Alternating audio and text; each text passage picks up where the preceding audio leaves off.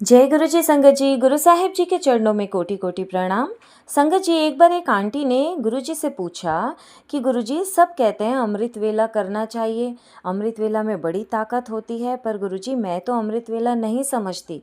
तब साहिब जी ने जवाब दिया कि जिस वेले तू अपने गुरु ਨੂੰ याद करें ਉਹੀ तेरा अमृत वेला है, ਉਹੀ तेरी सेवा है, ਉਹੀ तेरा सिमरन है और ਉਹੀ भक्ति है। संगत जी, साहिब जी ने हमें समझाया है कि गृहस्थी में रहकर अगर हम अपनी जिम्मेदारियों को पूरी ईमानदारी से, पूरी सच्चाई से निभा रहे हैं और उसके साथ साथ हम अपने सच्चे मन से, सच्चे भाव से अपने रब को, अपने गुरु को याद करते हैं, तो जिस समय हम अपने रब को याद करते हैं वो टाइम, वो वेला ही अमृत वेला हो जाता है। संगत जी, अमृत वेले में बहुत ताकत है, अमृत वेला बहुत पवित्र है, हमें उसमें उठना चाहिए। पर अगर हम अपनी जिम्मेदारियां निभाते हुए, उनको बखूबी निभाते हुए हम नहीं उठ पा रहे हैं किसी भी वजह से, तो हमें अपने मन में गिल्ट नहीं लेकर आना है, अपने मन को उदास नहीं करना है, बल्कि अपनी जिम्मेदारियों को निभाते चलते जाना है और अपने रब को अपने सच्चे मन से याद करते जाना है। संगत जी, अगर हम उठ सकते हैं सुबह, तो इससे बड़ी कोई बात नहीं है, हमें उठना चाहिए। अगर हम अमृत वेला संभाल सकें तो संभालना चाहिए, क्योंकि अमृत वेला वो है जो हमारे उल्टे लेख भी सीधे कर देता है।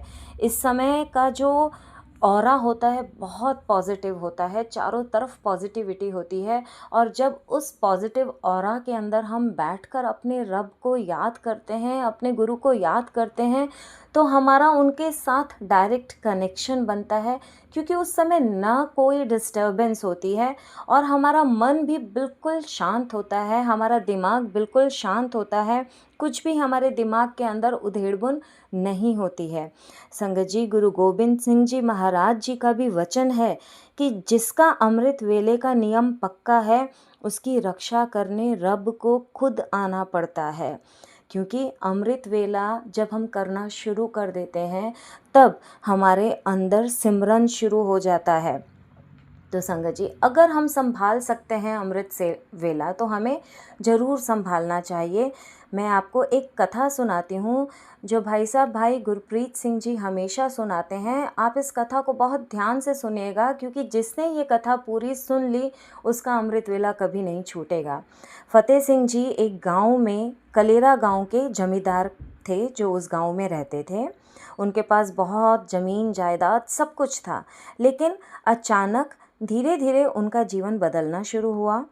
उनके सारे जानवर मरने लगे और नुकसान बढ़ना शुरू हो गया, और धीरे धीरे नुकसान इतना बढ़ता चला गया कि उन्हें उनकी ज़मीन जायदाद गहने सब गिरवी रखने पड़ गए, और मुसीबत इतनी बढ़ गई कि खाने के भी लाले पड़ गए, और उनकी पत्नी और बच्चे भी चले गए।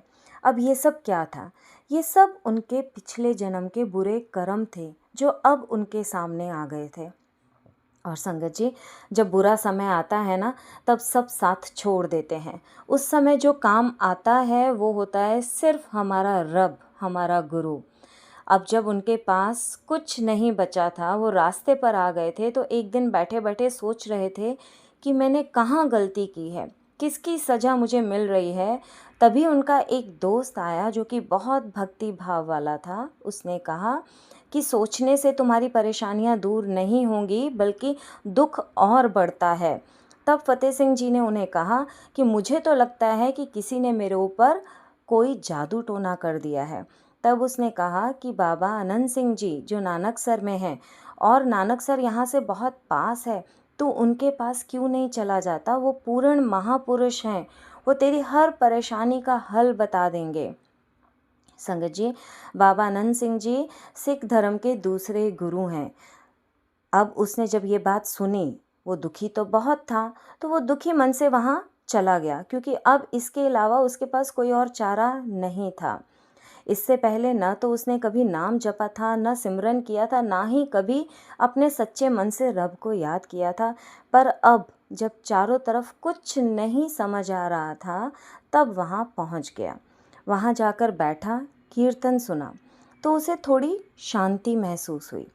जब सारी संगत चली गई, तो ये गुरुजी के चरणों में गिरकर जोर जोर से रोने लगा। तब बाबा नंद सिंह जी ने उन्हें कहा, जमींदारा उठ बैठ, बता क्या हुआ है। तब उसने कहा, कैसा जमींदार, अब तो कोई ज़मीन नहीं बची है, कुछ नहीं बचा है, सब खत्म हो गया है और रास्ते पर आ गया हूँ।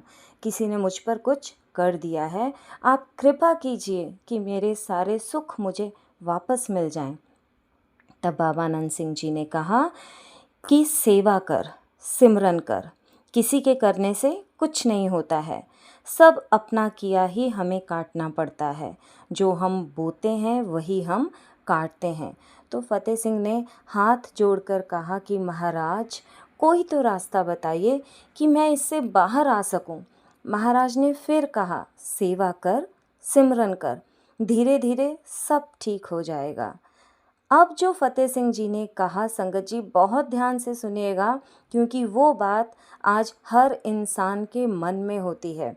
फतेह सिंह ने कहा कि महाराज सेवा करूं, सिमरन करूं, मैं करूंगा, पर आपने कहा है कि उससे धीरे धीरे सब ठीक हो जाएगा। महाराज कोई शॉर्टकट बताइए कि मैं वो करूं और मैं जल्दी से जल्दी अपने बुरे कर्मों को ठीक कर पाऊं। तब महाराज ने कहा कि ठीक है, मैं बता तो दूंगा, पर क्या तू कर पाएगा। उसने कहा कि हाँ जी ज़रूर करूँगा, क्योंकि अब मेरे पास कोई और चारा नहीं है।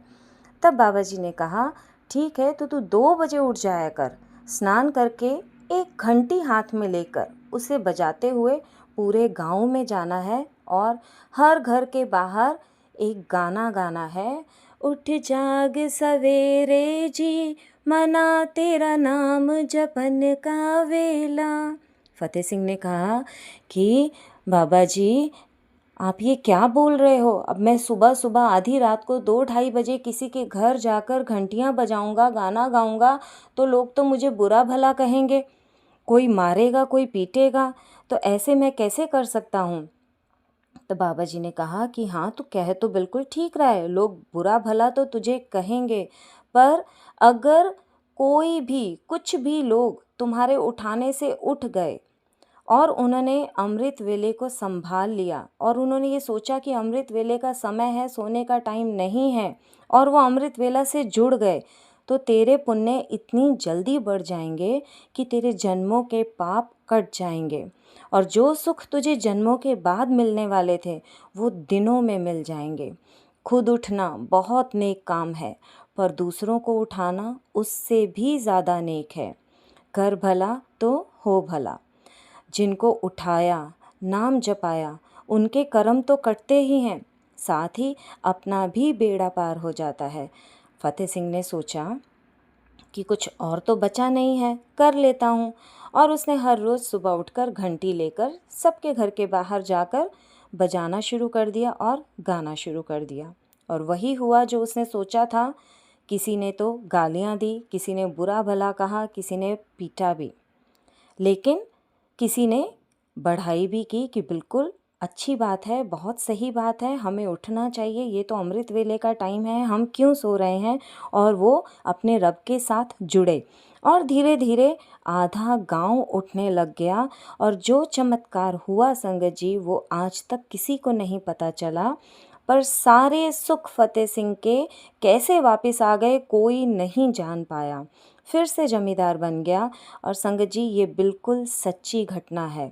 आज भी फतेह सिंह जी जो जिनकी आगे की जनरेशन कनाडा में सेटल है, आज भी वो कलेरा गांव में बारी बारी से कनाडा से आते हैं और वहाँ रहकर घंटी या ढोल लेकर पूरे गांव में अमृत वेला में बजाते हैं और लोगों को उठाते हैं।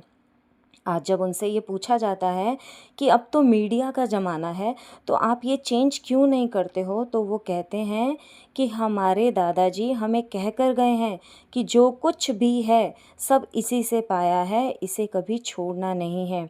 आज भी नानकसर के पास जो कलेरा गांव है, वहाँ ये ऐसे ही चल रहा है। तो संगत जी ये जो घटना है, इसने हमें बताया है, सिखाया है कि अमृत वेले की ताकत क्या है। अमृत वेला गुरु अगर बख्श देता है तो वो हमारे लिए सबसे बड़ी नेमत है, इससे बड़ी कोई नेमत नहीं है।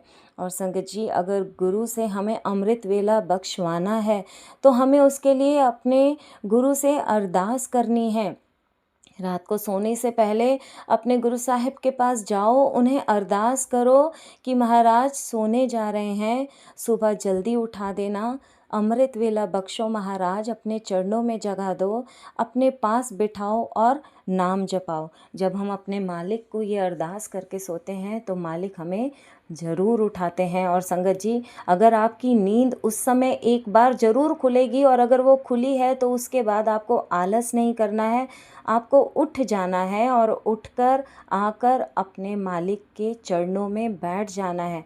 अगर आप नहा धो सकते हैं तो ज़रूर नहा लीजिए और उसके बाद आकर बैठिए। अगर आप नहीं नहा सकते हैं, तबीयत ठीक नहीं है या कोई दिक्कत है, तो भी कोई परेशानी नहीं है, आप हाथ पैर मुंह धोइए और आकर अपने मालिक के चरणों में बैठकर अपना नाम जाप करना शुरू कर दीजिए, अपना सिमरन करना शुरू कर दीजिए, अपना पाठ करना शुरू कर दीजिए। जो आप करते हैं वो आप करना शुरू कर दिए, क्योंकि अगर आप अमृत वेला संभाल लेते हैं तो इससे बड़ी कोई नेमत आपके पास नहीं है। संगत जी, अमृत वेला वो समय है जो हमारे लेख को बदल देता है। कई लोग उठते हैं इस समय पर, कोई काम करने के लिए उठता है, कोई अपनी जॉब जाने के लिए उठता है, कोई जिम जाने के लिए उठता है, कोई वॉकिंग के लिए उठता है, पर कोई भी अपने गुरु के चरणों में जो नहीं बैठता है इस समय उठकर, उनसे मेरी अरदास है कि अगर आप इस समय उठ जाते हो तो अपने रब के पास बैठो, उसको मनाओ, उसको याद करो और उसके साथ अपना डायरेक्ट कनेक्शन बनाओ। संगत जी, अमृत वेला बहुत पावन है, बहुत पवित्र है। जब हम अमृत वेला करना शुरू कर देते हैं तो हमारे अंदर सिमरन शुरू हो जाता है, और जब ऐसा होना शुरू हो जाता है, जब हमारा अमृत वेला पक्का हो जाता है, हमारा नियम पक्का हो जाता है, तो हमारे जीवन में जो आने वाली परेशानियां हैं वो कैसे चली जाती हैं आकर, किसी को पता भी नहीं चलता है। वो ऐसे जाती हैं जैसे कभी आई ही नहीं। जैसा कि मैंने आपको अभी बताया पहले कि गुरु गोबिंद सिंह जी महाराज ने कहा है कि जिसका अमृत वेले का नियम पक्का है, उसकी रक्षा करने रब को खुद आना पड़ता है। तो संगत जी, क्यों ना हम अमृत वेला में उठकर अपने रब से जुड़ें, उनको मनाएं और उनकी सेवा में अपना दिन शुरू करें। तो अमृत वेला बहुत बड़ी दात है, अगर मालिक बख्श दें, बस अरदास कीजिए अपने मालिक से कि आपको अमृत वेला बख्शें और हम अपने मालिक के चरणों में अपना दिन शुरू करें। जय गुरु जी, शुक्राना गुरु जी।